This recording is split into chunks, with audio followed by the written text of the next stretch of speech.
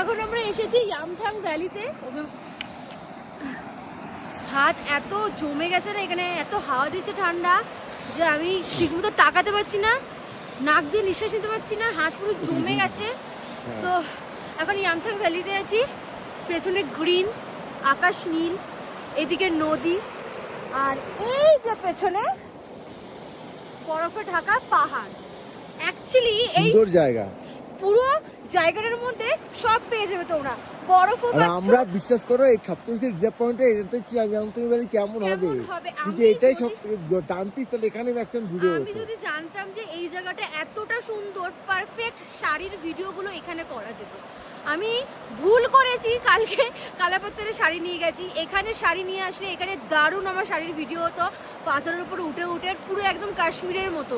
আমি সত্যি ভুল করেছি, বাট নেক্সট টাইম আমার মাথায় থাকলো যদি আমি কোনোদিনও ভবিষ্যতে আবার আসি ফ্রেন্ডদের সাথে, তো আমি এইখানেই শাড়ি পরবো, ওই সব বরফের জায়গা গিয়ে পরবো না।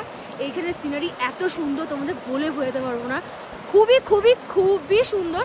কিন্তু এখানে বেশিক্ষণ থাকা যাচ্ছে না, এত জোরে হাওয়া দিচ্ছে, সব কাটার মতো মুখের মধ্যে চুপছে, আর হাত ফাত কেমন ফ্রিজ হয়ে গেছে, দেখলো চশমা ধরতে পারছি না। আদারওয়াইজ তোমরা সিনারিটা দেখলো, তোমাদের কেমন লাগলো তোমরা কিন্তু জানাবে। অভি আরেকবার তোমাদেরকে রোল করে ফুল সিনারিটা দেখাচ্ছি, দেখে নাও। জলের সুন্দর আওয়াজ, নদী বয়ে যাচ্ছে, তার সাথে বরফে ঢাকা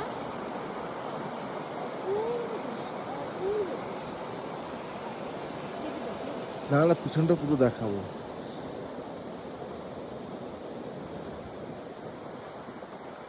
এটা আবার নর্মাল পাহাড়, দেখো এইখান থেকে সবথেকে বেশি লুক, এইটা সবথেকে বেশি সৌন্দর্য।